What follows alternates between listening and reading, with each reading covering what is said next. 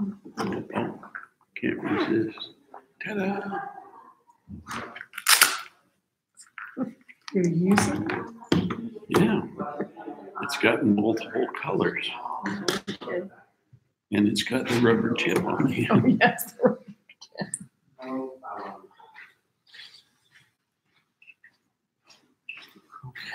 Okay, where's the phone thingy?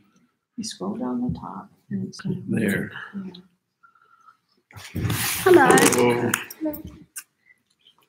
It's veritably summer out there now. It's hot. Well, kind of hot. Puxatawny Phil Oh, said there's going to be an early spring. Right. And since they're from Pennsylvania, I believe them. is he usually right? 50% of Oh, them. that's Same way as a 50%. newscaster. In fact, better than the newscasters. Isn't that hilarious? Well, if it's cloudy in the beginning of February, it means something. Oh, If it's- that's what it means. Okay. Yeah. Okay. It's cloud or sunny. It's cloudy or sunny in the beginning of February 2nd in a certain part of Pennsylvania actually could be an indicator. It could Did be he see a right. shadow or not? Did not. No, he didn't. So, So he's early saying spring it's this early year. spring. Early spring. Well, good. That's the only thing you can count on as a hedgehog, you know? Hello, Asha. How you going? What did I get then? Did I get a hello then? Yes. We like speaking gibberish also. Gee, I like your top. That's pretty cool, Superman. Show everyone your sweatshirt.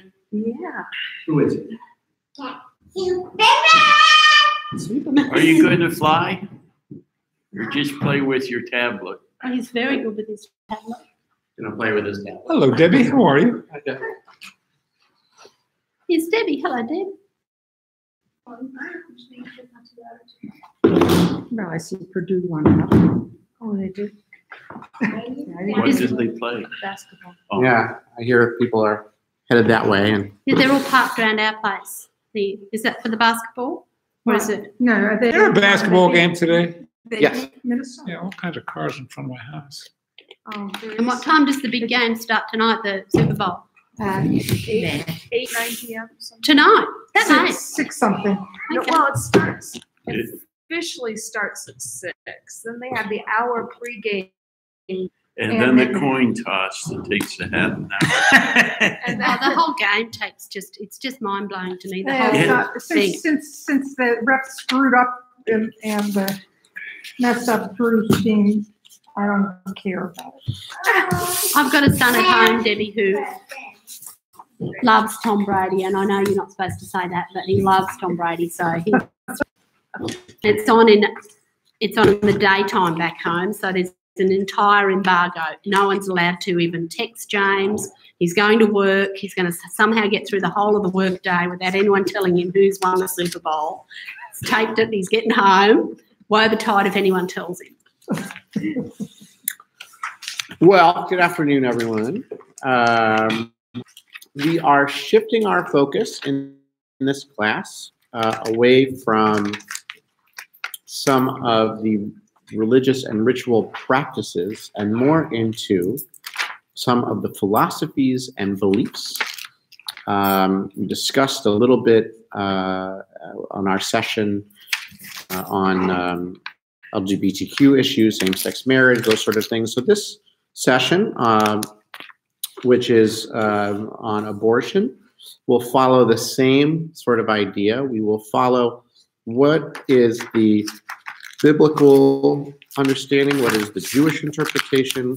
We're going to focus a great deal on where the Reform movement stands, consider that we are Reformed Jews. I did provide an Orthodox view as well. The conservative movement, despite its autonomy within, for the most part, does follow where we are on something like this. But the idea is to take a topic like this, which appears in the news all the time, and those sort of aspects, mostly through a Christian lens, and take a step back and look at it through the Jewish lens. I did on the back, we'll get to it, make sure that we follow it, look at the Christian interpretation and see how they got to where they are. But I wanted us to start where we were. Okay, so first of all, the topic of what we say abortion, when we talk about the death of a fetus, does not occur a great deal at all. It occurs once, sort of as an afterthought in our Torah, connected to another situation. In Exodus, we review, actually, we were just in this Parsha, Mishpatim, this past week, and it deals with all kinds of laws about, if you hurt something, or if you steal something, or if there's damages that cause, how much everything is worth, and that sort of stuff. And that's the context of this, is that when people fight, if someone gets a certain amount of money that's owed, if someone dies, then there's some kinds of, I think that's what we're talking about here, is sort of the monetary understanding. And that's where this verse pops up. And it's 21:22. When men fight and one of them pushes a pregnant woman and a miscarriage results. The idea of a miscarriage, the push, harming causes, miscarriage is a term, but we're talking about the fetus dies but no other damage ensues, meaning to the mother. Okay, so there's a push to the mother. We're talking about the damage they're talking about is to the fetus alone. No other damage occurs. The one responsible shall be fined according to the woman's husband may exact from him. Exactly. It's sort of ambiguous. It's like, I think you owe me this. I think this is what it's worth. There isn't a. So you owe me $5. It was or whatever thing. It's like, it's up to the woman's husband to say, look, you cost me a child. Here's what I think it's owed. The Torah isn't clear on it, which is also important to talk about, right? The fact that it's not, right? But other damage means if the woman, or if the woman is hurt in some way, right? It's if there's broken arms, if there's that sort of but stuff. then life for life. But the woman dies. Well, that's part of something a little bit different. We'll get to that in a moment. Hi, Deb. The life for life starts a whole nother section, but let's focus on this first. Okay. The one responsible shall be fined according to the woman's right, exactly. The payment shall be based on the reckoning, whatever that means. So, whatever it is, okay. This is reference to the miscarriage, okay, which is why we're not going to really focus on it. But that phrase, the life for life, eye for eye, tooth for tooth, that's what comes after this. That sort of thing. The others interpret that as not literal, but a financial agreement. An eye for an eye. You can't take your own eye out and give it to somebody else. There is a whatever for the is for the eye. A life damage is for a life. That sort of thing. If the woman is pushed and dies, then his life is. It is possible if you follow Torah law that when murder like that occurs, it may be. But it's also just as much possible, considering the role of women instead of proprietary aspect, that he might just be fined. So that's a whole nother question, which I will probably do next. We'll do the role of women in Torah. But this Torah where this appears, okay, this idea of a miscarriage, this idea of damage to a fetus, okay, you're fined for it, okay. But that's it. The focus of the text of the verse is on the woman. Okay. Of abortifacients. No. Things that caused abortion. They were known in those times. Not in Torah. There's no listing of it in Torah. When we get into literature, there's all kinds of things that they talked about in terms of defects and and stuff. Torah is more interested in the financial bargaining and dealing, right? And this was what these out basically. If you accidentally, this is how much you owe. If a rabid dog kills a I'm down. I mean, there's all kinds of these sort of laws, and this is the only woman is killed that it's capital. The passage clearly indicates that the killing is not considered a murder punishable by death. Words, same as would be the human being of an adult person. That's the view that we're going to take right now. Before we go into science and all this other whatever, we're talking about how the laws were made. So the law is made in the fact that there are adult murder of murder and penalty murder, which differ from this, which is not considered murder according to the rabbis, simply is a financial, restitution, sort of a loss of income, sort of, so to speak. Yeah. Okay, in the same way, if you lose livestock, this is how the law is written. Okay, so is there any case murder a man? Then yes, then it's a life for a life. If you somehow aborted accidentally, that's not you murder your slave.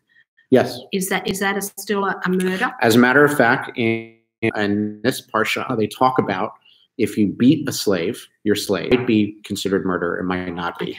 And I talked about this on Friday night, the verse goes on to say that if the slave lives for a day or two, it's like no big deal. Okay. Like, it's proprietary. It's not, and so when we're talking about these sort of things, it's important that we get into that mind of the biblical author, right? That men are, have a different status, women have different status, slaves have different status, right? Land ownership, tribal, patriarchal society, we have to into that ooey gooey, right? Of that kind of, you can say, we remove the 21st century stuff out.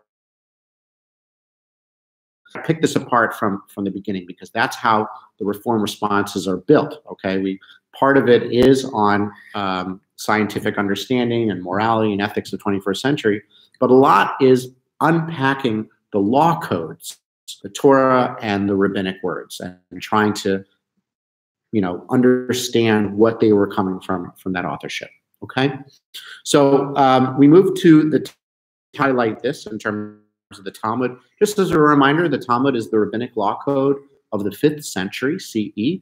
It comments on the Mishnah law code in the 2nd century CE. These are the rabbis who took basically the laws that we had in the Torah and said, let's organize them instead of by those laws, but by topic, and say these are the things that we want to talk about. So sometimes stuff like there's a whole what's called tractate. Okay, in terms of the Talmud, Jewish law assumes the full is only at birth. Okay, that's a very important sentence, but we're going to expand it a little bit in a moment. Okay, God rules if a person is in hard travail, otherwise be saved. If she's sick, basically, one cuts up the child within her womb and extracts it member by member, comes before that of her child. But if the greater part of her head was delivered, one may not touch it, for one may not set aside one sake of another. As gruesome as that sounds, what the rabbis are trying to say is, as long as it's inside the body, the mother's life comes first. No discussion. The mother's life comes first. Okay? If it starts to exit the body and exits a person, completely change. Okay? That's what the rabbis are saying, is that's the deciding factor. Has it even, not born completely, right? Just the head pops out, okay? That changes the status of life according to the rabbi century, okay? But this is the greater. Right, so has to be. Again, the rabbis are never, right? What does that mean? The greater part of the head. Enough so that you can see it's a there are measurements in rabbinic law and that sort of stuff. So, but you're right. They always leave us with that question. There's never anything that's super clear. But that is the deciding factor in rabbinic law. So from 5th century, we're at 5th century now. That's the Jewish law, and the fact that if a woman's life is in danger, and by the way, that's the scenario that we're talking about. Okay, that for some reason the feed in some way to the mother, and the mother's life becomes in danger, that ensues. Okay? Excuse me, the phrase, the full title, is that you, or is that the general? That's an interesting concept. That's the full title, right? Because again, life is to be defined differently in even rabbinic law, It's right? the word title, I guess. Due to medicine, the mother to fail, the rabbis label it as an aggressor. There is something, and thus follows the general principle of self-defense. Okay? There are rabbinic laws of self-defense that if someone comes and is aggressive towards you, you are allowed to do certain things. The rabbis equate the medical issue of a fetus that is causing the mother to that same principle. The law code. We're not speaking in medical ethics or anything else. We're speaking about how we define the law. Okay? The only indication considered for abortion in the Talmud, as well, frankly, in the Bible, it can be argued, is hazard to the mother's life. That's the only time it's spoken about. And by the way, the Talmud, and they talk about a lot of stuff. This is the only reference of it. No, okay? Their whole tractates about you know, women's, you know, parts, women and babies and all kinds. But this is the only time that it occurs, okay? And two, otherwise, the destruction of an unborn child is a grave offense, although not murder, okay? So What happens when you do something? So there's no concept of sin, is there? there is, So I'm not in the thinking of- Christian yeah. way, So, but yes. so a grave offence, but not murder. So you've decided you're going to have an abortion. In the old days, so what are the consequences then? You haven't Right. murdered this child, but what have you done? Usually it would be financial. You know, again, it would be a transaction of some kind. And usually, even in the 5th century, all of this stuff would have to do with the husband, not the wife at all, not the woman at all, right? Oh, fair enough. Right, exactly, is right, exactly. So, like, this affects my property, my ability to make income. I would have had a son or a child who would have grown, those sorts of things. And again, and this is law, So, right? for example, if a woman went out and had an abortion, would this be an abortion because you've killed one of them? Well, you know, that's a great question in terms of rabbinic ideas of divorce. I think that might qualify to get in Jewish law that that you would divorce. Again, it's very slippery with something like that.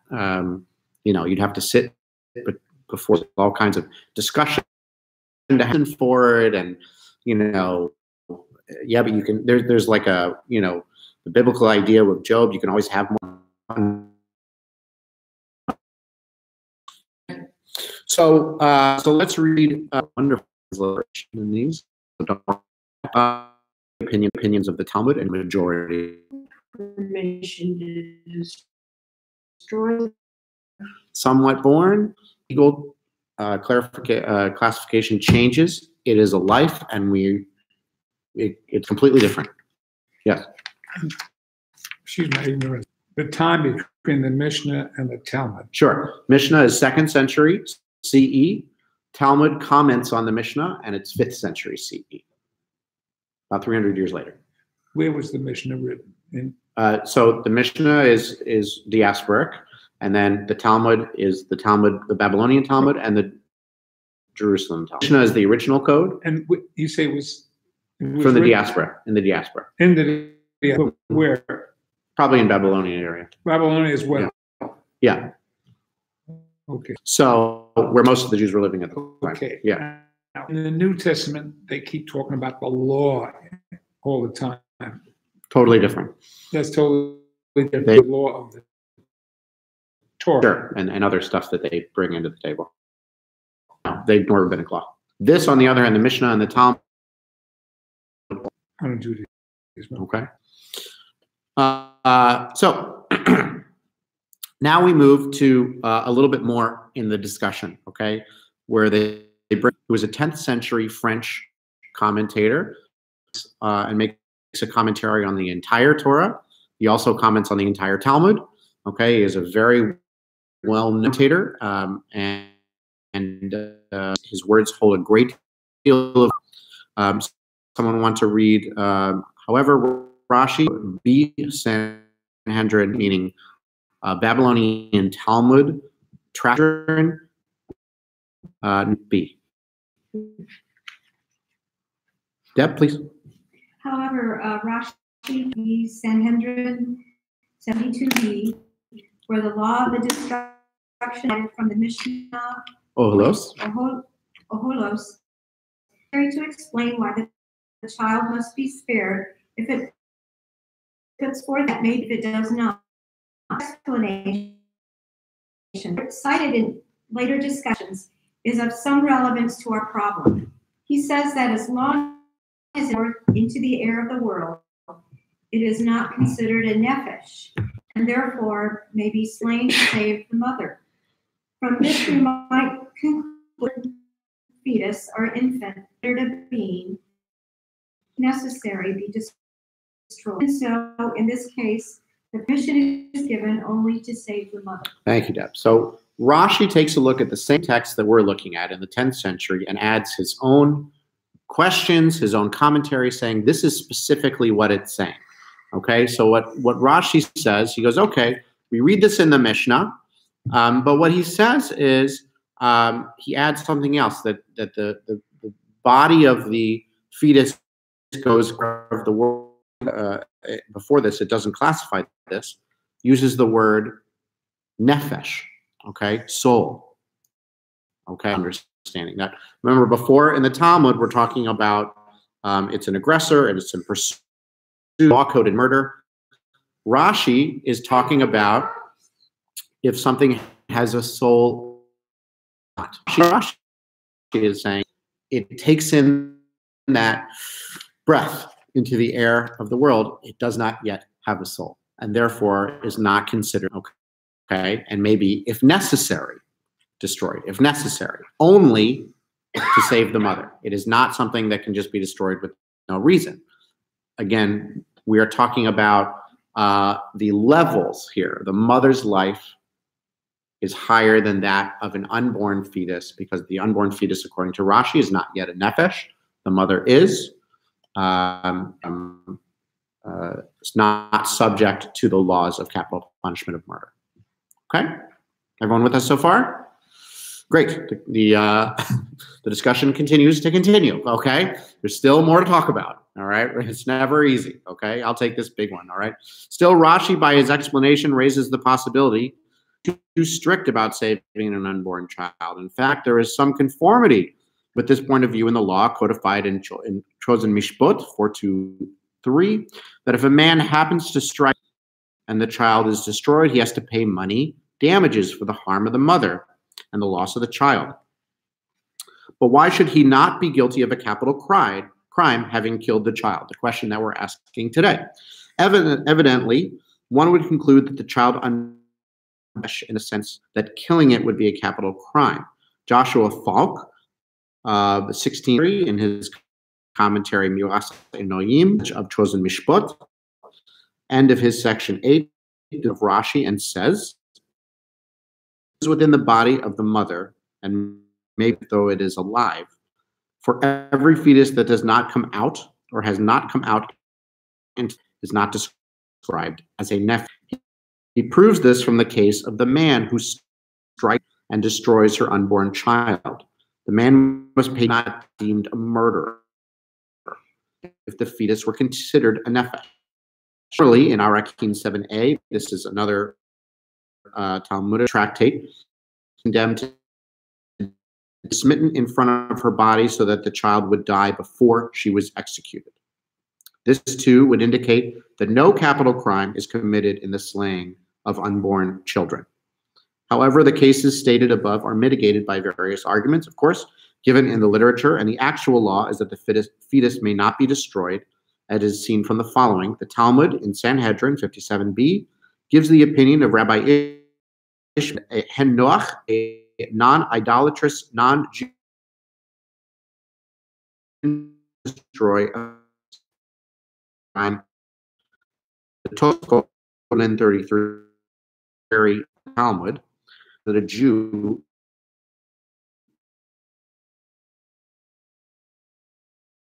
is a fetus. Tosafot, while for him to do it completely, that if it doesn't say why, non-Jew. In other words, and laws for non-Jews living amongst Jews. Okay, some of them were different. Okay, it's not a capital. It's still not permitted for him to do it. Many times in Talmudic times where you would have non-Jews perform things not. Okay, they're Shabbos Goy, who on Shabbat stove on because we were not by law allowed to do it.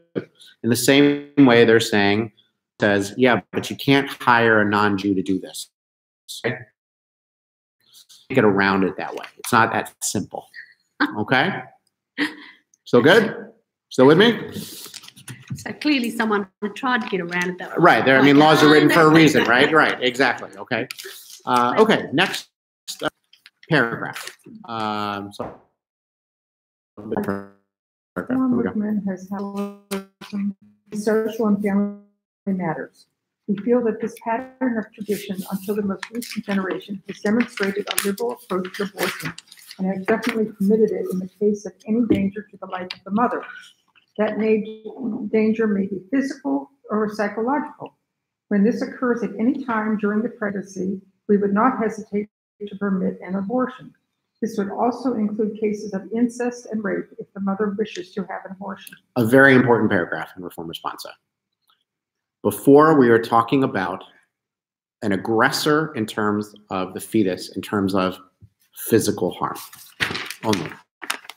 What the reform movement is saying, the Reform Responsa is saying, is that there can be psychological danger to having a baby besides medical, physical danger, and they equate it.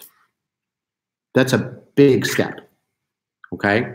That's why they include things like incest and rape, because the psychological danger of having to deliver a child that is made from incest or rape or other harmful circumstances, right, are just as dangerous medically.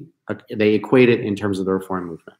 Okay, this is a very, very important paragraph, okay, which is why that step in itself lends it open to a great deal more liberalism on the cause, okay? So if someone is underage, if someone is, or whatever some of the reasons that someone might choose to have an abortion, we talk about psychological distress as well as medical distress, okay?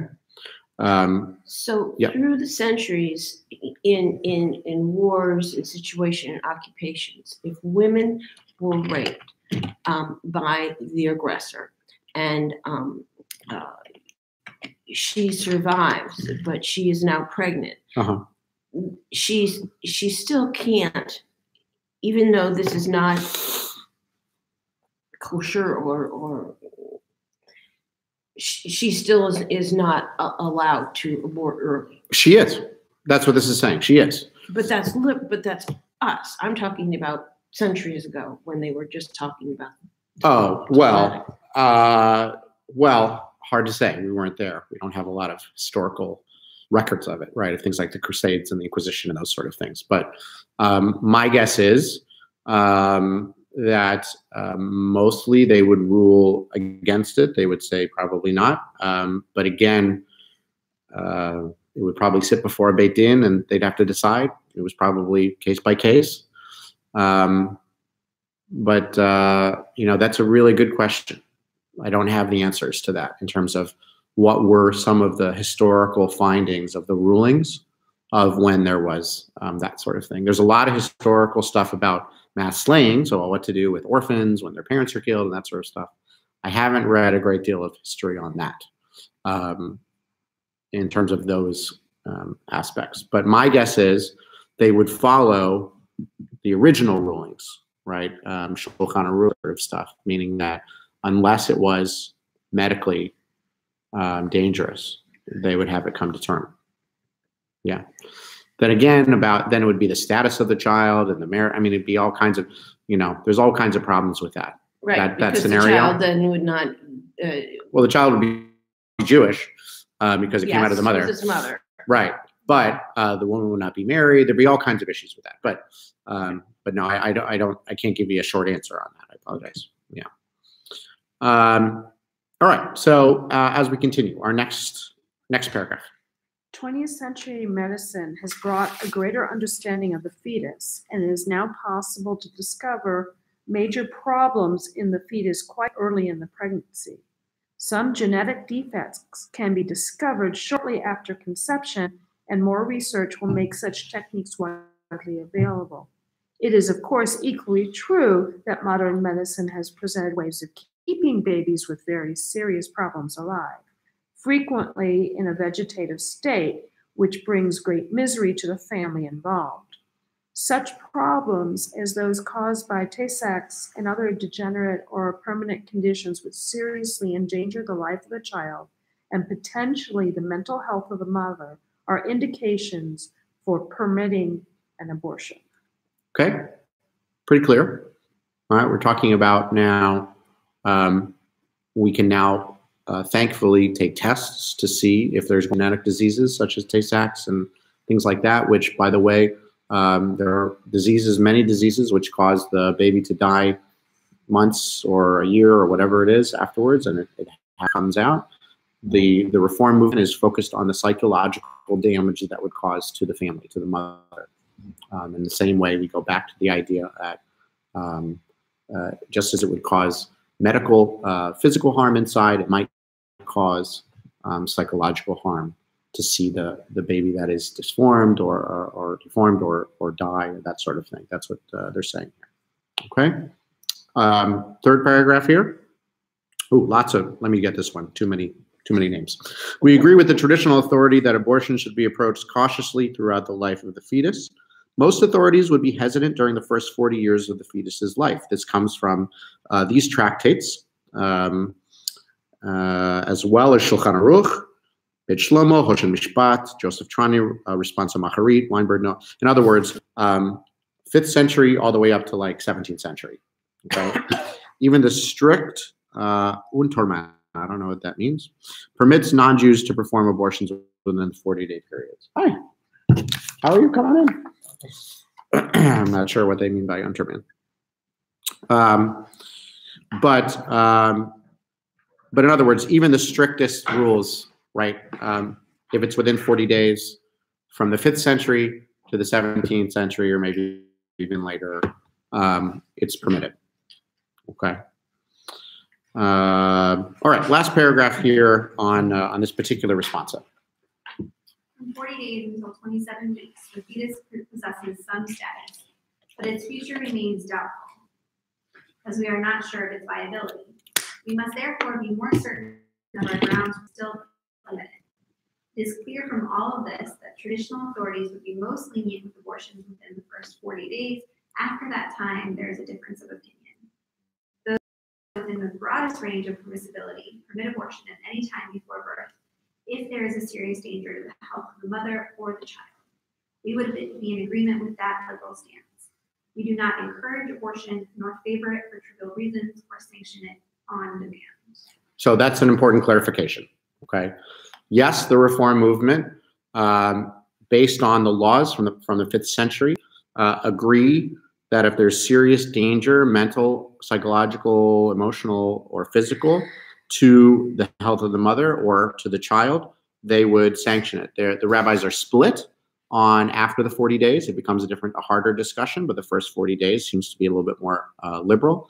At the same time, it's not your first option. It's not on demand, and it's not for trivial reasons. It is about danger. Okay, that's the idea from the law code. It's about danger. Okay? So that was one responsa. Okay? There are many on this topic. Okay, there is another short responsa that I wanted to add, which is a little bit gives a little bit more, air to this. Speaking about anaphylaxis, which is when the skull is sort of pressed in, most likely the baby will be terminal.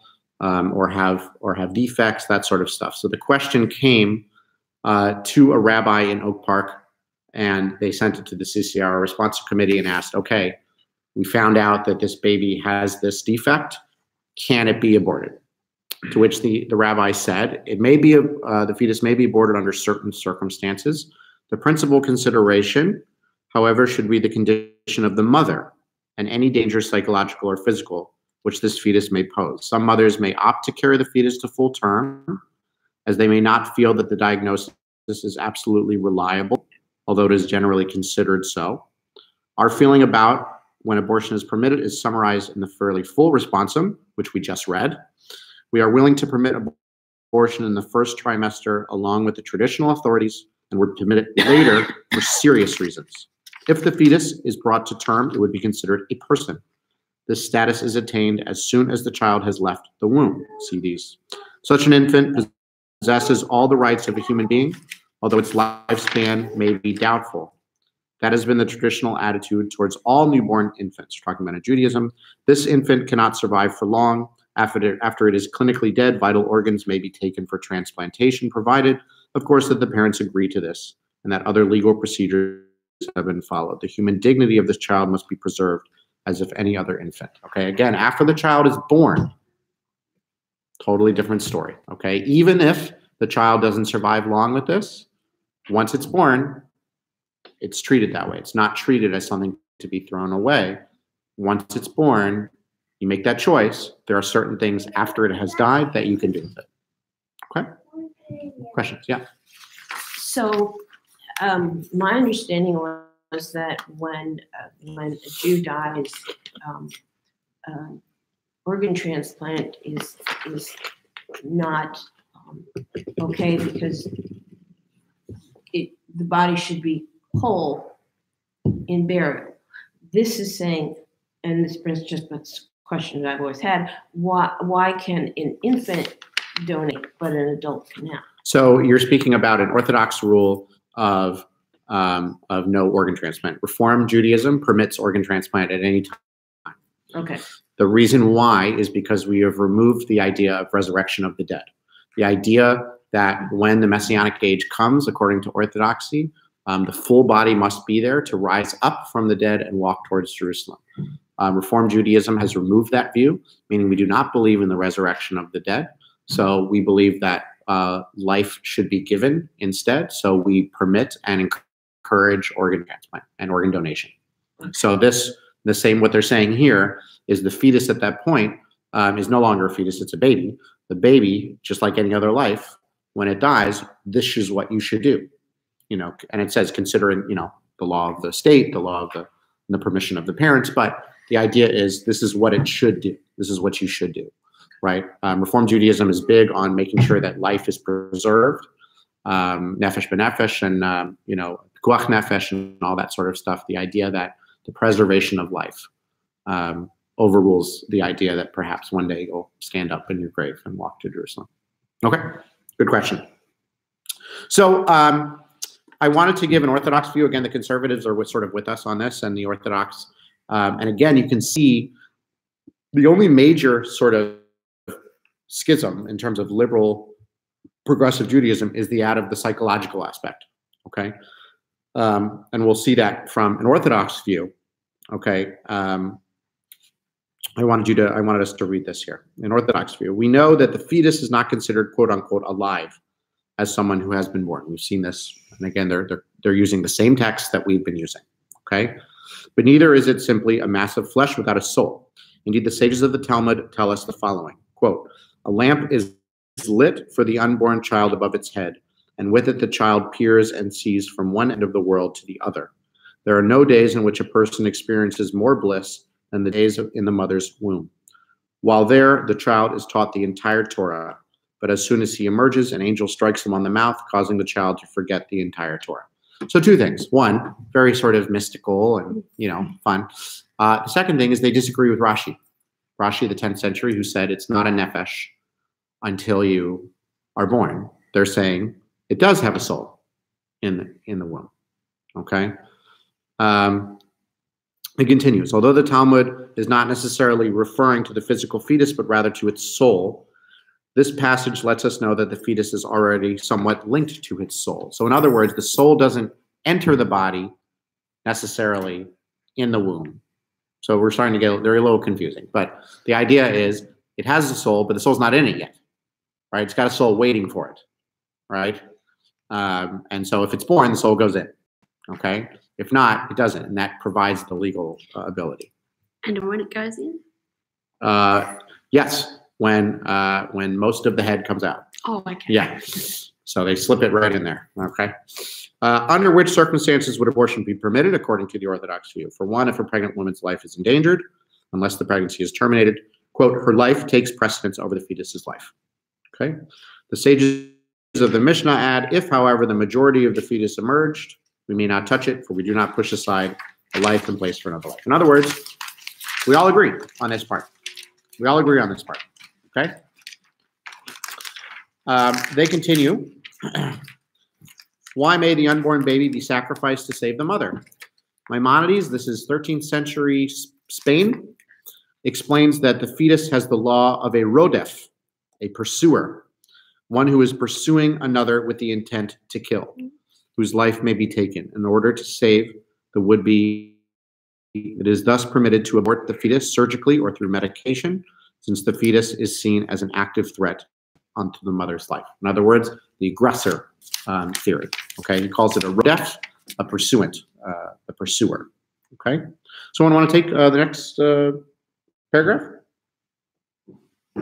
But why is it the fetus whose life is the mother and not another way? Currently, the unborn child, although being once its head has begun to leave the birth canal, are the two considered equal standing?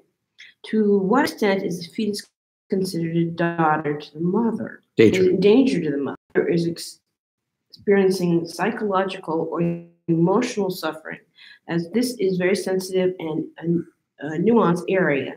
A qualified rabbi, together with medical experts, must be consulted. Okay, so they, as far as, okay, we're going to say yes. They're going to say, let's talk individual cases, psychological, emotional stuff. We're not ready to say psychological is equal with physical. Okay, but it is something that they speak about. Okay, again, something to point to is the idea of the status of personhood. Look at this through the lens of Jewish law. Okay, the status of personhood, meaning the status changes.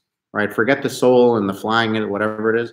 From the law, a personhood, the status of personhood changes the minute, and legally, laws now apply to it, therefore, and vice versa. Okay. This is interesting because my mom, I was the third children, and she started having labor in the second trimester, and she was given the option at that point of abortion. And I'd say it was something rabbinic, but my mom basically said, "I'm not going through this again." Okay. Yeah. Well, right. And those. The only way she could is she had to stay bedbound. Yeah. And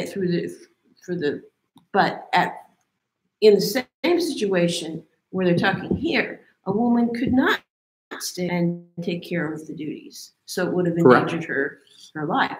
Correct. And that's why it's the nuanced area, right? Is there are certain qualifications that cannot be covered in law, just like in anything, right? When we look at the word, we still need laws and people to know because of specific cases like that, okay? In addition to assessing the danger, the rabbi will take the duration of the pregnancy into consideration. Although abortion is generally forbidden, even before the fetus is considered viable, in fact, simply, quote, wasting seed, unquote, is in itself considered a serious transgression. Depending on the stage of pregnancy, there is considerable debate as to the exact nature of the prohibition. For example, some explain there's a difference between aborting in the first 72 hours, when it can still be classed as preventing conception, form, the first 3 months until 7 months when the fetus is considered, quote, viable. In case of rape, for example, many would conception within 72 hours of coitus, and some, depending on the circumstances, may permit it up to 40 days. There is a great deal of autonomy in the Orthodox world. Same in the conservative world, okay, is that So one rabbi may say one thing, one rabbi may say another thing. Okay, but you know, it depends. It really depends. Under normal circumstances, they say, it is forbidden to take the life of an unborn child, and it may be akin to murder, depending on the stage of the pregnancy and birth. Okay, that's not as clear as what we've been. It's not murder, birth. As long as the unborn does not have the and the medicine and the doctor. Okay, so who has precedence? in the Orthodox world, you know, it's sort of up to the patient, right? It's up to the mother. If the mother wants to listen to the rabbi instead of the doctor, she can, right? In the Reform world, I'm not sure that would happen so much.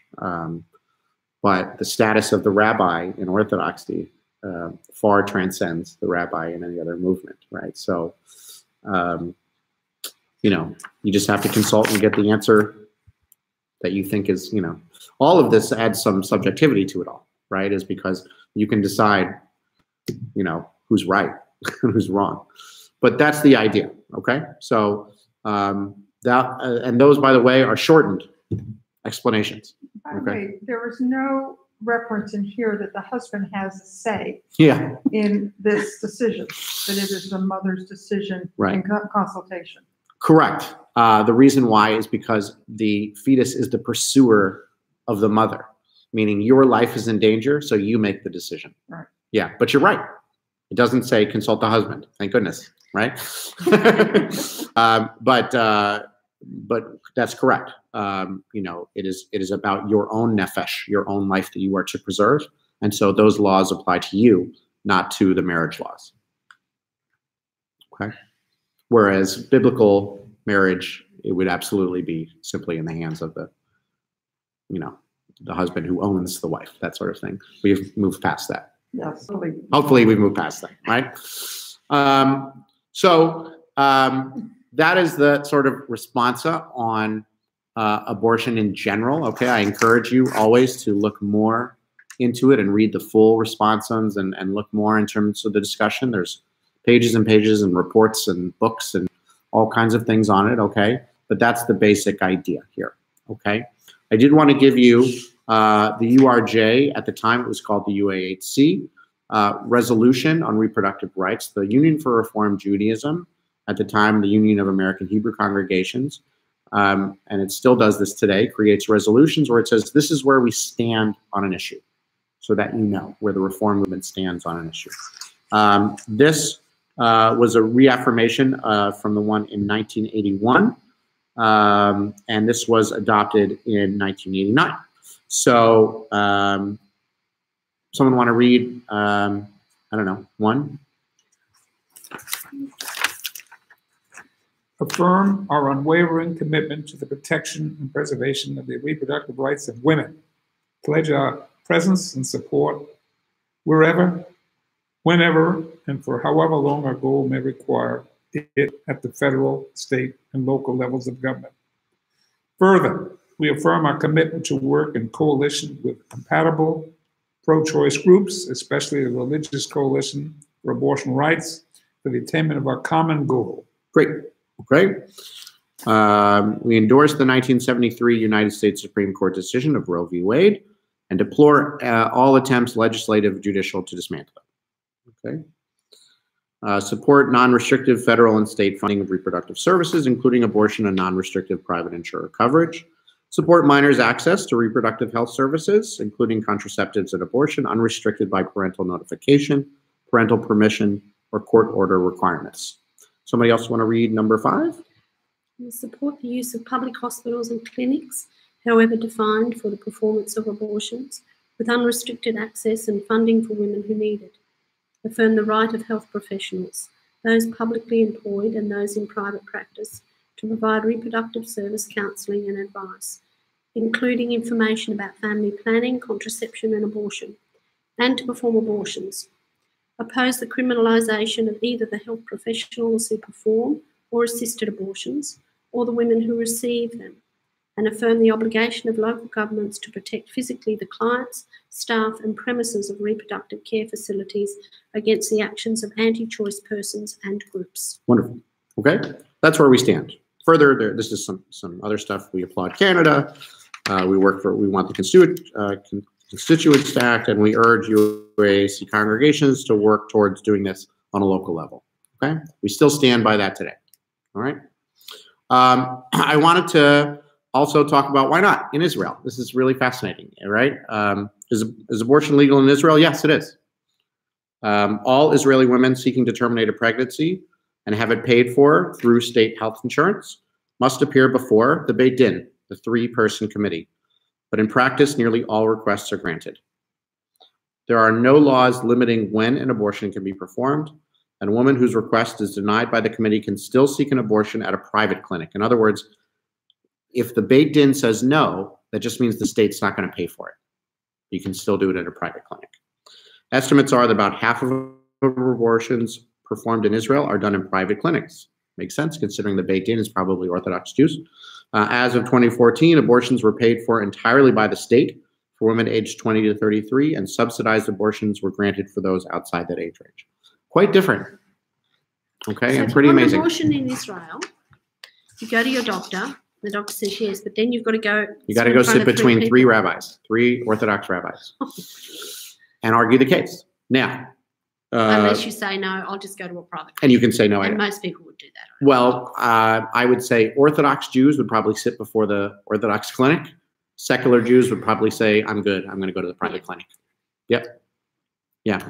Why the age of 20 to 33? That's a good question. I don't know. It's Israel law. It's possible that, 20, I don't know. It might be that that's the time that they might be serving in Israel. I mean, yes, they might be, but it's about adulthood or viability, that sort of stuff. I mean, health costs and those sort of things. Who knows, So that is the Jewish interpretation, okay? We have just a few minutes to sort of gloss over the Christian interpretation and see where we diverged, okay? The Christian tradition disputing this view goes back to the mistranslation in the Septuagint, the Greek translation of the Torah. There, the Hebrew for no harm follow was replaced by the Greek for her child be born imperfectly formed. Very different. This interpretation, distinguishing between an unformed and formed fetus and branding the killing of the latter as murder, was accepted by the Tertullian, who was ignorant of Hebrew, and by later church fathers. In other words, once the Septuagint was written, they ignored the Hebrew altogether and stuck only to the Greek translation. It was only 70s or something like that, that even the Catholic Church looked back in Hebrew and said, maybe we'll check this again. Excuse me, can you just repeat how it would be with this mistranslation? Yes. So if we go back to the Bible verse, right? When men fight, one of them pushes. For Christian interpretation, but I was under the impression that St. Augustine said that the important thing is when the soul enters the body. But that's much later, right? And he thought that, according to St. Augustine, it enters at the quickening, when the woman can feel the kicking. Right. So, but this is Septuagint translation. So this is, centuries before that. but apparently in the present church, they removed that, and they've gone to the at conception. Well, sure, yeah. So let me we'll keep reading here. Okay. The distinction was embodied in canon law as well as Justinian law. This position was further reinforced by the belief that the animation, the entry of the soul of the fetus, occurred on the 40th or 80th day after the conception for males and females, respectively. How about that? It all depends on the gender. An idea first expressed by Aristotle and by the doctrine firmly enunciated by St. Augustine. Yeah, okay, there we go. And other Christian authorities, that the unborn child was included among those condemned to eternal perdition if he died unbaptized. Some even regarded the death or murder of an unborn child as greater calamity than that of the baptized person. Eventually, the distinction between animate and inanimate fetuses was lost. Since 1588, the Catholic Church has considered as murder the killing of any human fruit from the movement of conception. This position is maintained to the present day. It assumes that potential life, even in the early stages of gestation, enjoys the same value as any existing adult life. Hence, the Catholic Church never tolerates any direct abortion, even when, by allowing the pregnancy to continue, both mother and child will perish. For, quote, better 2 deaths than 1 murder. So, 2 things. One, a mistranslation from Hebrew to Greek, which happens a lot. But also, we're talking about canon law. So the church fathers took their own interpretations in a different route than the rabbinic, the rabbis of the Talmud. Okay, so that's really where the schism took place. Okay, is that the rabbis interpreted it one way, the church fathers interpreted it another way, and it compounded, and here's where we are today. Okay? Yeah, can I add one thing? Sure. It depends on which church you go to.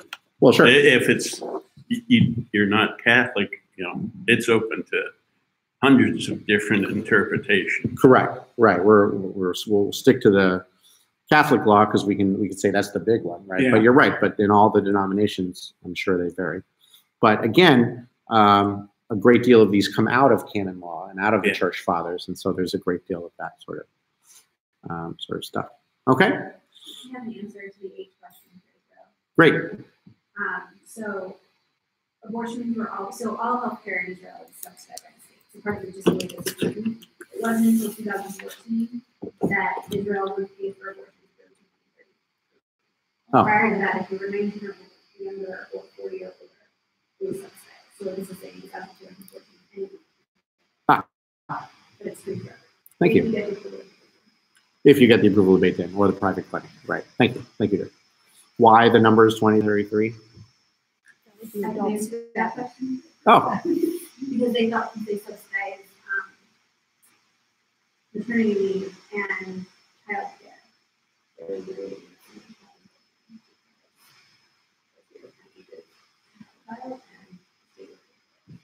Fascinating. Fascinating. All right, friends. Thank you. Give me, 5, 6, 7 minutes, and we will change gears completely. And now for something completely different. Okay. Thank you very much. Yeah, totally different. I'm not sure I heard it. I'm going to ask her. It's because that's the years that you can have childcare. Excuse me, I couldn't That hear you. would make sense, though. I was thinking if you're Sure. below So, 20, you're previous still to a kid. 2014, Yes. Israel And so if your subsidized kid abortion wants to have an abortion because of a state, sure. And And if you're above 33, it's dangerous for the mother, inherently, to have a child. It's interesting, isn't it? And that's the way I would have interpreted once that is that it's if you have a child when you're older, it's actually dangerous to the mother, which is Jewish law. What are we Which is thinking on? dangerous. Now, We have, Jules, we have another appointment. We have to leave at 1:45. probably before then. We're gonna leave. We're before. talking about compromised literature in the Torah, meaning redactors who have messed up our literature. So we may leave early, so Feel free. you'll excuse us. I will certainly excuse you. Very good. Everyone's always excused. Yeah. I mean, I don't want Now to. listen, I've got a question that I Yes. know you'll be able to answer very quickly. Yes. So I know all the Orthodox and ultra-Orthodox. Why don't you have a beard? Why don't I have a beard? Yeah, to reform rabbi. I've never seen a rabbi without a beard. Oh, it's a cultural stance. It's Okay, not it's just a religious. thing. It's a cultural thing. So the ultra-Orthodox typically pursue the cultural history and traditions of Eastern Europe, where beards held, status and that sort of stuff. There's also laws against halakhic laws about cutting your hair, your payas and your stuff like that, and the beard is all that sort of stuff, which don't really apply to Reform Okay. ideas. Do a lot of You know. Reform Jewish rabbis have a beard? I've seen both ways. I've seen both ways. It's really it's a status thing, right? It's a show of wisdom. Yeah. I have an interesting thing we may not know. But the Amish have a beard, but not a mustache. Right. And the reason is the mustache was considered military. And Ah, that's how they got rid of it. fascinating. Fascinating. Gemma would. Fascinating. Stuff for cocktail parties. I like We that. have those, we Yeah, have German Baptists that come around. yeah. Oh, that's interesting. Oh, get a bit of Fascinating. water. Yeah. He smiles. Wants to draw on your board. Would you like to How are you feeling, Barry? I'm good, thank you. How are you doing? I'm fine. Yeah. Winter. As I'm saying. We've got it. Well, I mean, it's not gonna last. Tradition, Indiana tradition is that we generally have hellacious snowstorms during the basketball section. Oh, okay. Yeah, just- Well, I know that we got married in March. It was all lovely and sweet and lovely, and then we were going to Chicago. And then really April in Like a Chicago, fish. and it was snow. The whole week. What a great fish. Yeah, look. It was April, and it was snowing. It's a Yeah, fish. and then, you know, if there was snow, it's sort of over. There you go. What a great fish. And it's Mine is I tell you what, I This is the body so and I this was is the big tail. boys, as you know, I'm a little boy. We don't have tail. I got new one. You did? Thank goodness. James, the 30-year-old, would sit and watch You go ahead. You keep drawing, buddy. the day we go to the and the other day when we weren't even allowed out, I don't know what I'd do if I had children. You have to just go to like mission on there and push them outdoors. Come back in a minute. Oh my gosh. Well, Asher hates the cold. He does not like to go in the cold. He'll play in the snow for about 2 minutes before he says, I want to come back. He, every morning, he's like, when is it going to be summer? Oh, So I think those like first 2.5 years on an island Yeah. really like Yeah. set a shock. And you know, he's Turn it. This one for 1 second. No, right. Are you not going to answer? Drink it. No, you'll go. Drink it. No, we're not going back to any islands anytime soon, that's for You sure. can go, you As can an do adult, you could do college that. in Australia, on the beach all the time. You know, Will be studying so hard. Yeah, no, I mean, to be fair, Mike and I. You did it. Very I close. did it. We like You to did do it. stuff from inside next to a fireplace. So I'm kind of glad we like that. That's where the fish lives? And we used to wake up in the morning. It's like in Australia in summer about hospital. So you wake up and you know, it's Oh, a house for a fish? Awesome, dude. That's awesome. And for years I used to hear that voice when he left to go to college. Does the fish live in a cave? So anyway, I don't want to know the girl's name, but have you got girls' names or have you got a girl's name? We did. We have an Oh, right. Remember, You just be careful. turns out an ink, you have to turn it. There you David go. was one little boy's dad, and he was supposed to be leaving. And this is ridiculous, because we had James Michael the first one, the second one was returned to me. And when he arrived, I looked at him and I did the whole. But that's why we don't share with people. That's right, yeah. And that's ridiculous.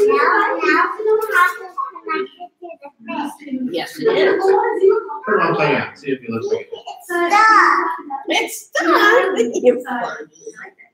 Liam's a great man. Okay, make a circle. I don't know why. But don't worry.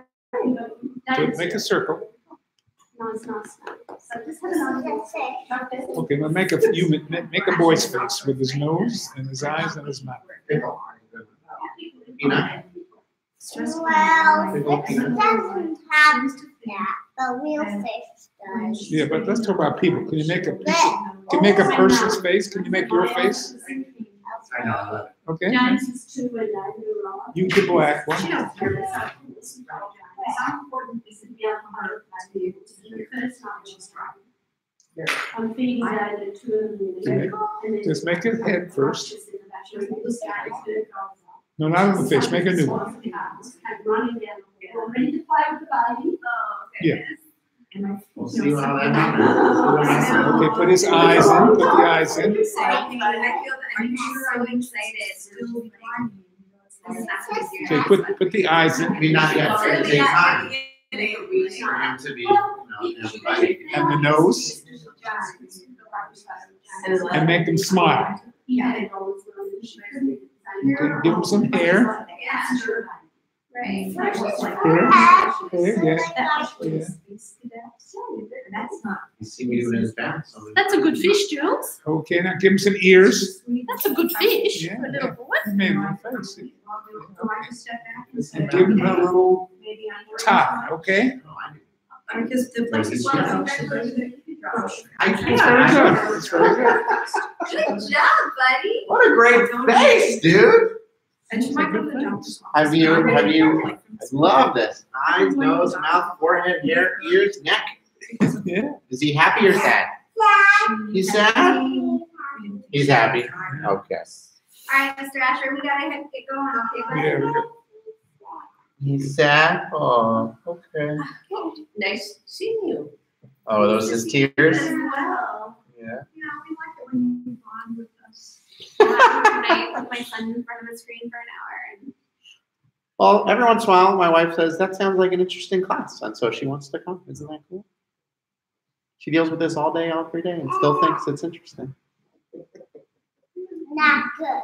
What's not good? I don't like that face. Okay. My German spouse loved it. Don't get your hand all. Let me see your hand. Something that's a little. it is Ah, true. good job. Sometimes. Okay, you're going with Ema. I love you. I love you. I'll be home soon. Spent all of graduation sending texts, like, no interest. Oh my God. All right, Mr. Asher. Well, the name of the fellow who was here on Friday night, was his name Dan or Mike? Tom. This is my devil. Okay, no. No links, no links, no links. No links, no stick. This is me. He was. He laughed a couple times inappropriately. and- So let's Okay, so I'd say leave it half. so you'll get the beginning. You'll get the beginning. Come on, friends. Let's sit and change gears. Oh, I'll agree. Yeah. It doesn't matter. Okay. Oh, a lot worse. Me too, with Patricia. I've been called a lot worse. I know. I mean, some of the stuff we talk about, right? It's all over the place, and we have all kinds of understandings about it. Well, this is really good because my daughter and I have talked about this before. And you've done a very condensed, so now I can say, hey, you know, you can get. Right. So that's the idea of these. Is obviously there's more literature, there's more opinions, but if you want to know where things led, right? So that if you're understanding why the reform movement is super supportive of pro-choice and Planned Parenthood and all this sort of stuff, it comes from these responses, these understandings. Okay. So you're running. So yeah. Poor Barry. For our next class, what we've been talking about, we've been going through Genesis, and one of the things that we keep talking about in our literary discussion of the Torah and the Bible is about the writer and the voice of the writer and the multiple author and the times that the author is writing and the stylistics of prose and poetry and those sort of things. And so, we say it almost, we teach this almost sort of as an afterthought, but the idea that you can identify an author's works by their style in the Torah and in the Bible. And you can see some, I usually joke, are very good writers and some are not very good writers at all, right? But you can see stylistic patterns and aspects of that. So what we're going to talk about today is the aesthetics of literature. And we should notice that when we open up our Bible, that certain stories are written better than others. We should be able to feel that when we are writing, okay? When we do that, when we see, oh, wow, this is very illustrative, this is really beautiful, this helps us say, well, this is a different style than we were just reading. And we can see the various biblical styles. Hi, come on in. We just started. All right. Come on in. Yeah. Thank So when we are reading these texts, we can start to feel, wow, I think this is really beautiful, or wow, that's very terse and simplistic. And we should give into those feelings of these aesthetics to be able to say these things point to us, they signal to us that we're talking about different authors, we're talking about different styles, we're talking about different stylistic ideas, okay? So some of the biblical authors wrote in a very direct style.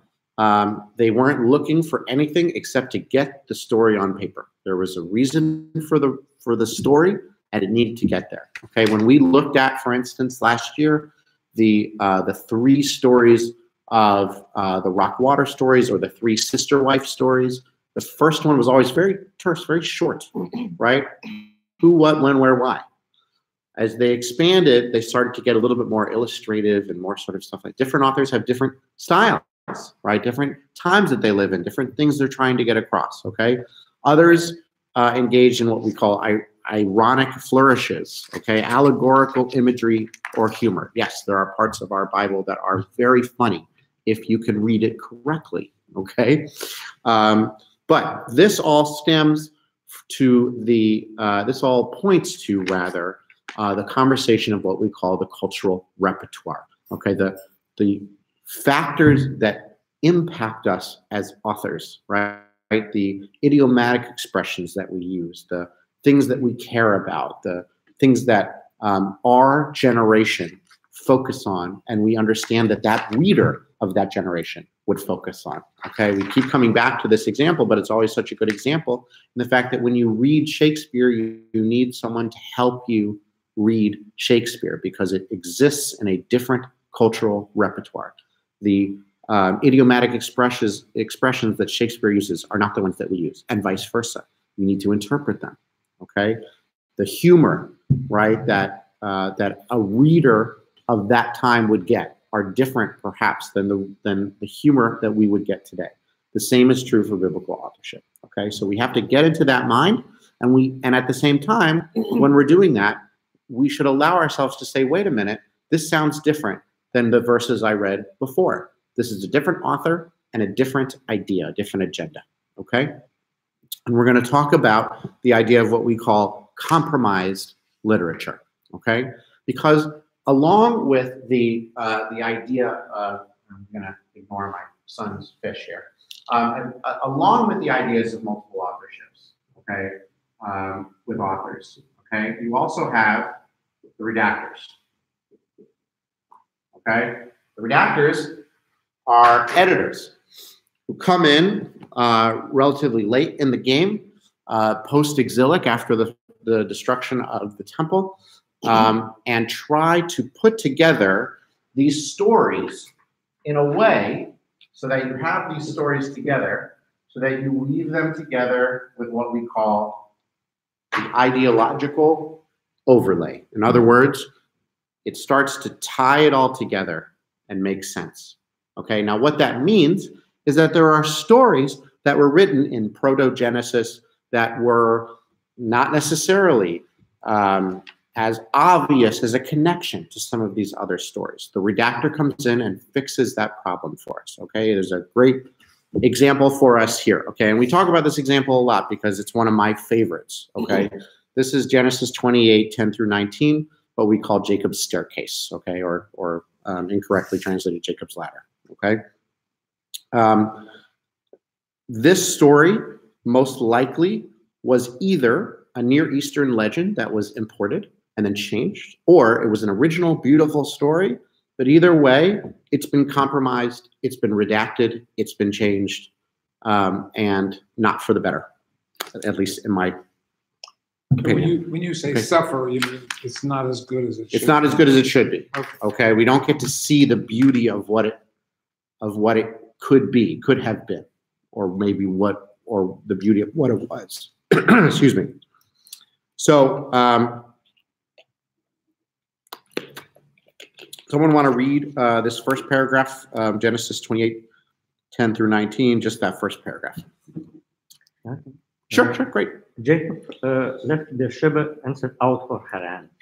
He came upon a certain place and stopped there for the night, for the sun had set. Taking one of the stones of that place, he put it under his head and lay down in that place. He had a dream. A stairway was set on the ground, and its top reached to the sky. And angels of God were going up and down on it. And the Lord was standing beside him, and he said, I am the Lord, the God of your father Abraham, and the God of Isaac. The ground on which you are lying, I will assign to you and to your offspring. Your descendants shall be as the dust of the earth. You shall spread out to the west and the east, to the north and to the south. All the families of the earth shall bless themselves by you and your descendants. Remember, I am with you. I will protect you wherever you go and will bring you back to this land. I will not leave you until I have done what I have promised you. Good. We can keep going. Jacob awoke from his sleep or whatever, but the redaction has occurred. Okay? In other words, think about it this way. You have this beautiful story of a person dreaming of a staircase that goes to the heavens. Okay? In the Hebrew, it's B'nai Elohim, okay, which is translated in monotheistic Judaism as angels of God. The truth is, B'nai Elohim could also be gods, okay? But there's this idea that you see gods or divine beings walking up a staircase, okay? Then what happens? Flash. Disappears. It doesn't matter anymore. The story is gone, and all of a sudden, God's right next to you, not on the staircase. God's next to you. So, and then we start to see what we call the ideological overlay. Okay, we start to see a very hard Deuteronomic, I am the God of Abraham, Isaac, and I mean, it's completely irrelevant to the story itself. What the redactor is doing is sewing in, like, don't forget, it's the promise, right? I'm with you, the expand. These are extremely theological things. Now listen to the stylistics of it, okay? Right? All of a sudden, he put his head down, a staircase was on the ground, its top reached the sky. B'nai Elohim were going up and down it. And God was standing behind him, and he said, right? Completely different. Completely different. Doesn't even mention the staircase. So the idea is, the question that we ask when we look at this, which you should, is who cares about the staircase? Right? You know, it's completely irrelevant, apparently, right? Angels certainly, appear to patriarchs all the time. They do not typically walk up and down a staircase to have, we know nothing about this, right? So what we are seeing is this image, this dream, once had a purpose. The purpose was taken away from us. We don't know. What beautiful story. Probably in my mind, when I talk about this, it was probably some Jack and the Beanstalk something where he goes up to the heavens and does something, right? So are you saying that the staircase is a beautiful story? It is a beautiful story, and we got cut off. We got to see the opening line, and then we never hear about it again. Because Jacob could very well say, "Yes, I know all that stuff about the Lord and the Abraham, but what's this staircase? What's happening over here?" Right. That's an amazing image. What are we going to do with it? Right? What is it there for, Jules? So in other words, that's his dream. Right. Well, yeah. I just saw weird stuff, right? So, right. So what we're seeing here from the aesthetics of it, what it should signal to us, what we should start to feel from this, is that the stairway image probably had another purpose that we now have lost due to a redactor who really wanted to push in the Abraham, Isaac, and Jacob and all that sort of stuff. We have lost part of that. That is what we call compromised literature. It's been compromised. The theology was far more important than the story. Okay? So by verse 16, Jacob awakes and nothing more is learned of what we sense was the scene displaced by the stereotypical ideological overlay in verses. In other words, we have the dream, it's interrupted, Jacob wakes up, we can make this one is very just for a staircase. His concern is connecting Jacob with the patriarchs. Okay, and there's a lot that we can go down that route, and we will later in the semester on what we call a story about Moses in Numbers, where God sends snakes and there's like 5 S. Not actually reading the Hebrew? Yes, it is translations for the most part. Yes. In art. I mean, Well, sure. Those verses had a huge impact. Everyone loves Jacob's Ladder. Everyone knows Jacob's Ladder. But what happens to it? Nothing. I mean, that's the funny part about it, right? Is like all of a sudden God's next to him and he's like, whoa, okay. And God tells him something, he wakes up, done. We lose the meaning of this beautiful image. So, so when we're looking at a story, okay, if we look for irony, if we look for multiple levels in wordplay, we can then say to ourselves, this story has deeper levels than we think. This story connects us to us in a certain way. That's totally different. I know you guys have to depart. Thank you, but Mark. thank you so much. Absolutely. That's nice. See you soon. Okay. Thank you. Be well. See you, everyone. Not simply because from our subjective nature, meaning I think this or whatever, right? But because when we read other biblical authors, we can see the style and their behavior. In other words, the reason why you should feel things like irony or feel that something doesn't belong shouldn't just be your gut feeling. I mean, that's fine if you want to start there. But it should be because you've read other stories and you recognize patterns or don't recognize patterns.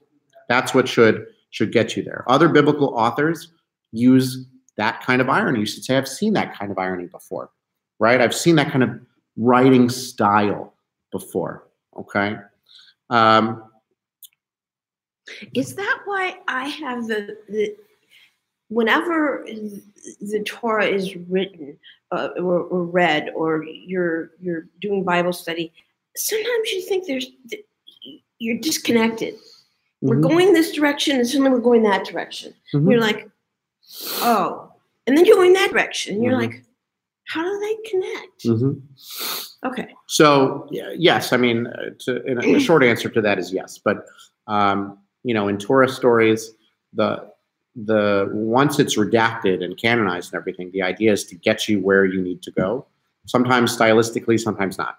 Okay, but what we were talking about here should also talk about in terms of aesthetic sensitivity, right? What's the context in which it was written? In other words, if it was written pre-exilic or post-exilic, if it was written during a time when there were big empires around, right? What are the things that the author can subconsciously put in or consciously put in that if you're living at that time, you get, right? You're like, I get it. I understand that time. It's hard to do, but that's why we study, so that we can do that, okay? The idea is you don't open up the Torah and say, my 21st century brain tells me it's telling me this. I mean, you can, but that's a waste of time. It is not written for 21st century. It was not written for 21st century. It was written for a particular audience at a particular time. To be fair, there are still wonderful things we can take from it, as we do. But the beauty of the irony and the wordplay and the humor and the imagery are part of the fact that this is a book that's supposed to be entertaining. Okay, it's supposed to capture you. All right, some parts aren't. Some parts are just supposed to tell you laws. But some parts are supposed to capture you and make you feel certain things. It is a book of literature. Okay, as we talked about with compromised literature, some of the stories have been compromised by an aggressive redactor, someone who whose throat holds ideology high and aesthetics low. In other words, the redactors were theologians. They were people from schools of thought who said, I need to get this across. I'm not a writer. I'm not someone who can throw an imagery. I need this to make a historical, theological impact, and here's how I'm going to do it. Now, we should, and we can, notice when that happens, right? We should be able to notice and say, boy, something took a shift here. It's very ideological. It's not beautiful anymore. That's on purpose. The redactor says, I want you to know something, okay? So we're going to look at a story, and we are going to remove a verse because we believe the verse was inserted. Verse 23 from Genesis 27. And this is another translation from David Aaron. So it's not exactly what you would read in the JPS, but it gets it really is a nice translation to the Hebrew. And we're going to read about the idea of the blessing with Jacob and Esau. So someone want to read?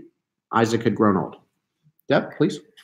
Isaac had grown old and he was losing his eyesight. He called to Esau, his eldest son. Son, he replied, yes, I'm an old man now. I don't know when I'll die. You, take your gear, your quiver and your bow, go out into the meadows and hunt for me some game. Then prepare my favorite dish, bring it to me and I will eat. Therefore I shall bless you through my life before I die. Great. Keep going, Deb. Rebekah had been eavesdropping when Isaac was speaking to Esau, his son.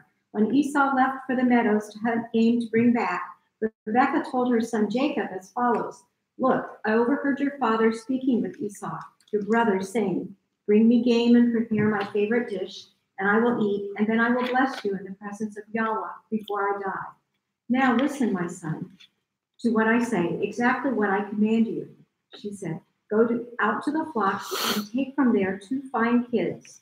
I'll make them into your father's favorite dish, just as he likes it.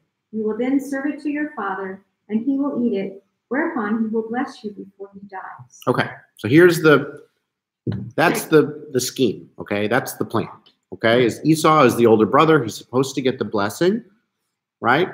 Rebekah, the mother, says, I got a plan, okay? Instead of, while Esau's out hunting, we're going to kill some sheep, okay? Some domesticated whatever, lamb or whatever it is. Pretend it's game. You're going to pretend you're Esau. Because Isaac is losing his eyesight, you're going to go in and you're going to get the blessing. Okay, so far, gripping, great story. Okay, next, someone want to read? But Esau, my brother, is a hairy man, and I'm smooth-skinned. Perhaps Father will through me. Yeah. And I'm lost. That's right. I don't think though is a typo. I'm sorry. We'll figure it out basically, and I'll be thought of. I will be thought of by him as a trickster. He will provide me with a curse rather than a blessing. His mother replied to him, your curse will be upon me, my son. Just listen to what I have said and get them for me. He got them and brought them to his mother. He made them into his father's favorite dish. Rebekah then took the most precious cloths in the house belonging to her eldest son Esau, and she dressed her younger son in them. She then picked goat skins on his hands and upon the nape of his neck. She handed him the prepared dish and bread that she had made. He went to his father. Father, Isaac replied, yes, what son are you? Jacob replied to his son, I'm Esau, your firstborn. I've done as you asked me to do. Come now, eat on my game so you might bless me through your life. Esau and his son, amazing how quickly you found game, my son. He replied, Yahweh, your God, caused it to be so for me. Isaac said to Jacob, come close to me that I might touch you, my son, so that I might know whether you really are Esau or not. Jacob approached Isaac, his father, and he touched him. And he said to himself, the voice is the voice of Jacob, but the hands are the hands of Esau. Thank you. So basically, he's wearing Esau's clothes. He's put it over the nape.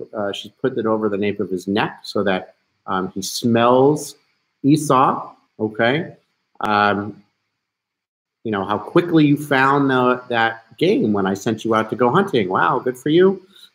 Jacob says, Yahweh, your God, caused it so I was blessed by that. Okay. He then says, the voice is the voice of Jacob, but the hands are the hands of Esau. Now, why does he say your God and not our God?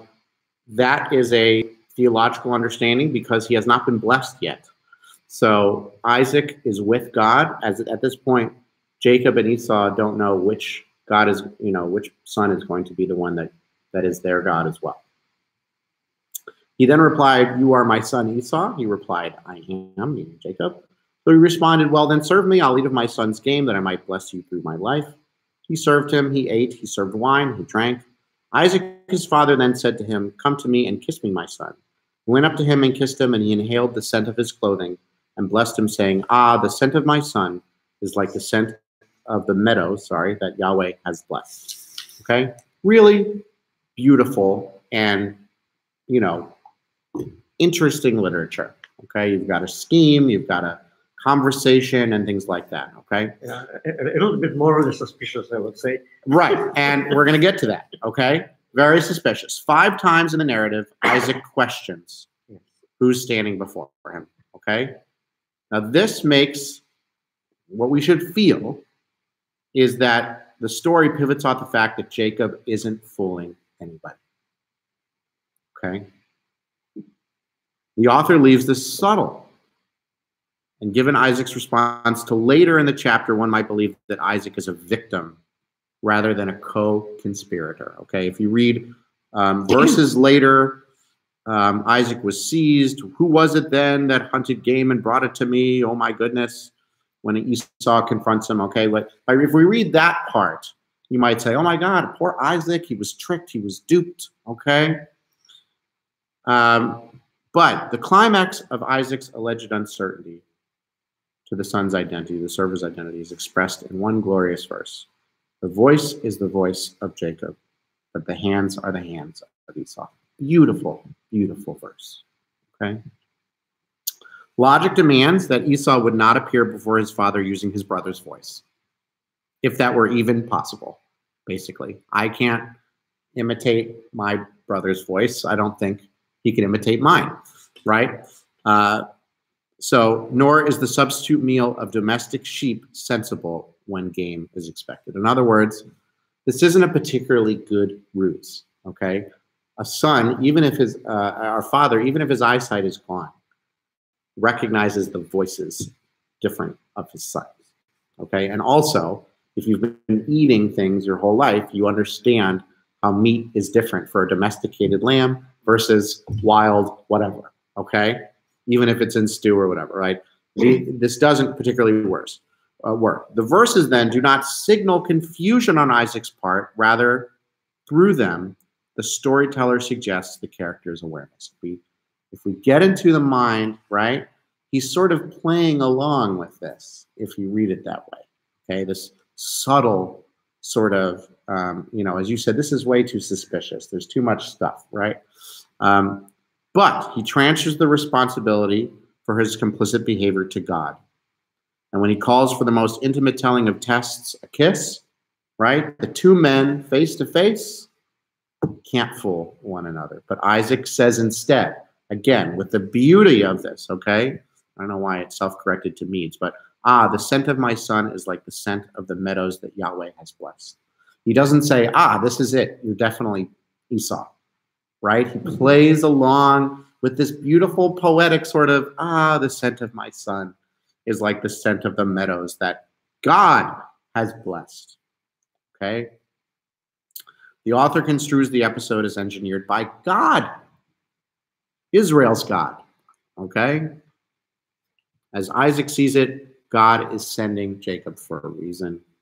Isaac is also the man of the meadow and not a hunter, and this is the way Jacob is meant to be successor, okay? So if we look at this, and we've removed verse 23, okay, because verse 23 ruins the whole thing, okay? If we look at this story, and imagine it as a piece of literature, you should, and I think you did feel, something's up. There's no way, this isn't adding up, okay? No one's eyesight's that bad, unless he's blind, but his eyesight's that bad that you can't tell people that apart. You can't tell voices apart. When you lean in face to face to kiss your father, he wouldn't be able to know who's, right? We're talking about eyesight. We're not talking about Alzheimer's or something, okay? We're talking about, he's nearsighted or whatever, right? But all the things that he's saying, right? It sure took you a short time to get that game. Okay, and come closer to me, right? What big teeth you have, right? All that sort of that sort of thing, right? That's a beautiful, humorous sort of scene, okay? The verse that we left out is sort of, it comes out of nowhere, and that it occurs right after the phrase about the voice being the voice of Jacob and the hands. In other words, this verse occurs right at the end of the third paragraph. The voice is the voice of Jacob, but the hands are the hands of Esau. Okay? Quote, he did not recognize him because his hands were hairy, like those of his brother Esau, and so he blessed him. It's completely different. What? So this is very clumsy, okay? So what we should see right away, first of all, because it continues later, right? You are my son Esau, I am. It doesn't make any sense. It's completely thrown in there, okay? An editor could not suffer the ambiguity and subtles. They couldn't do it. Like, they thought, this isn't making any sense. We need to make it clear, okay? They wanted to reframe the story so that you know that Isaac wasn't complicit, that Isaac was the victim, right? An undermining of his eldest son birthright, okay? In other words, they wanted to make Jacob the bad guy, okay? And not that Isaac and Jacob were having this playful father-son moment, okay? Why? There's all kinds of reasons, political reasons, of these sort of of the monarchies and the tribes and the stuff like that, right? There's all kinds of things that are behind the scenes, but otherwise this is very clumsy, and it ruins a really nice story, a really beautiful sort of story that you'd have, is he real? What do you think? Do you think he knows? Does he not know, right? Here, they ruin it. They ruin the whole ruse of it all, okay? It disturbs the flow and the plot and the narrative, okay? Overall, what we are hoping to do as we move forward is not only look at the what of it all, the way that we can sense these broken stories, clumsily redacted stories, and that sort of stuff. So when we look at Jacob's staircase, right, we will feel the difference, but what we will then have to move on, and what we're going to do in the subsequent classes as we move forward into the spring, is analyze the why behind it, at least the theories as to the why behind this. And this goes very, very deep, okay? And we will talk about this in depth. But the idea is that the authors of the Torah have their own agenda, their own ideas, their own stuff. The redactors have, as we've seen, a very strong ideological agenda that they put in, okay? So if, for instance, we are looking at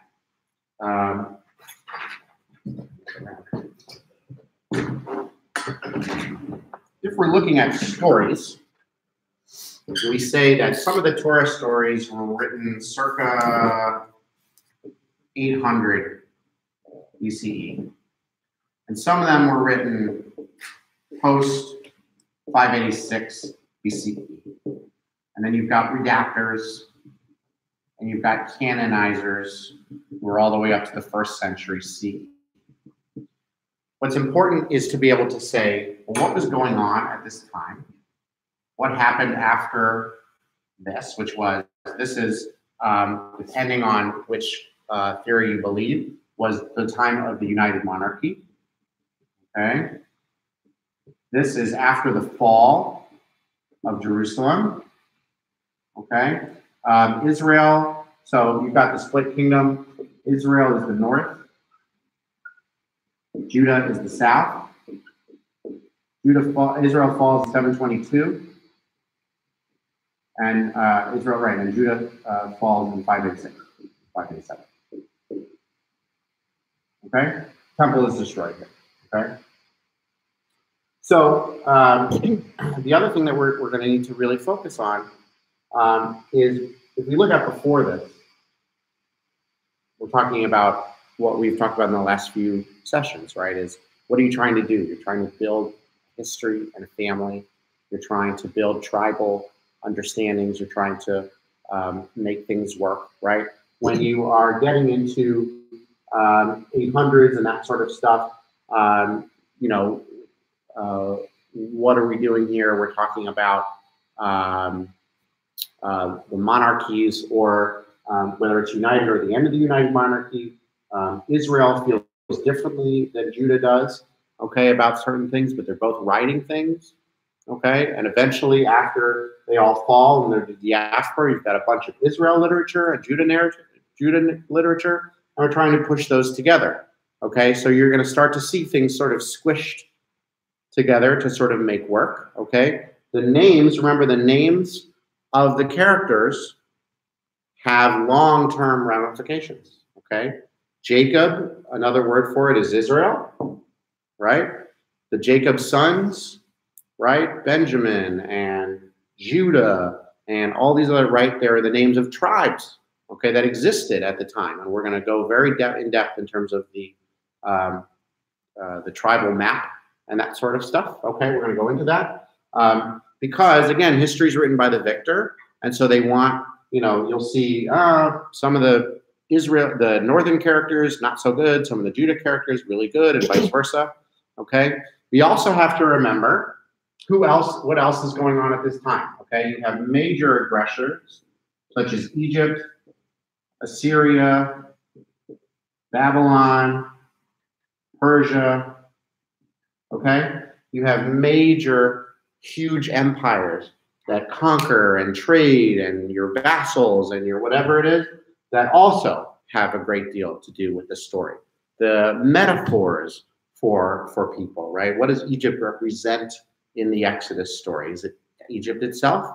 Or is it a representation of Babylon? We don't know, right? There's two theories which we'll talk about. But then you have the redactors whose job it is to push this all together and create one history. And the redactors we see most of the time aren't very good at it. Okay, they're because, again, their ideology is higher, aesthetics lower. They're not interested in making beautiful stories. The Deuteronomic schools and the redactors and the canonizers are interested in getting something out there, getting a piece of literature which is out there. Okay, questions so far? It's a relatively short class we have today, but I wanted to go over some of this. The reason why we're going to do this we're going to attack this from both ends. This is one way to attack it, right? From the bottom up, from the text up, to be able to say, wait, that doesn't make sense, right? We're going to attack it from one end as well. The other end, we're going to take from here and say, wait a minute, this is what's going on, and so we should see in the text. And we're going to give you an example of we should see in the text. A great deal of the text that we do need to understand as well is the post-Pentateuch, okay? Joshua, Samuel, Kings, Judges, all of these books have implications during this time as well, okay? And a great deal of Torah stuff reflects upon them and vice versa. The theories of what was the original Pentateuch, if Joshua was involved as well, and why Deuteronomy ends when it ends, all these sort of stuff we're going to talk about. But when we talk about the history, I don't want us to get lost in that. I want us to think about what is the literary impact? What is the voice that we see in the literature and how it is changed and compromised and those sorts of ideas. Okay. Questions about where we're going to be moving and anything about this kind of stuff that we sort of tapped on? Well, it certainly tickles my interest because I've always wondered, how is the Torah put together, and how many? There's a lot of people putting a lot of things in for it to be canonized, and some stories didn't make it, and some did, and why? Right. And we'll tackle that. And there's a lot to that. We'll tackle that. There's a lot to it. Yes. Yes. You mentioned irony several times. Yes. Maybe you could just point out where the irony is here, because we are so far from this that we just don't see it. Right. So I personally can hardly see any iron in Right. this text. Right. So this text isn't particularly ironic. It is more playful and imagery. But I wanted to involve irony because it's such a good example of something that we would be able to detect literary. Same with wordplay and multiple layers of meaning and that sort of stuff. So and in humor, we'll look at some Judges versus Judges is very funny. It's very dark humor, but it's very funny. The names of the characters and some other sort of things like that.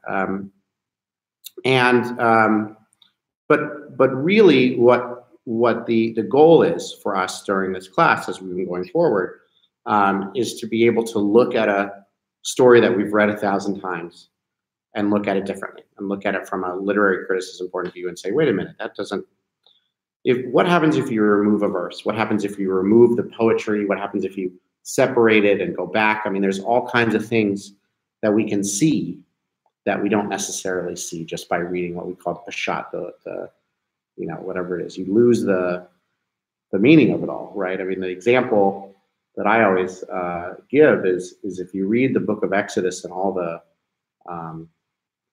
10 plagues and the splitting of the sea and all this sort of stuff, if you're taking it literally, you've completely missed the point.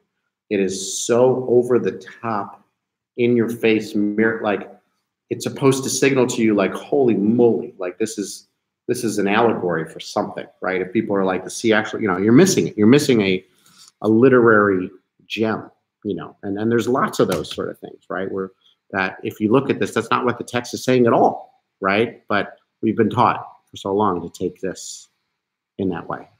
Okay? Cool? Okay. Cool. I will see you guys, let's see here. That was one of my shorter classes.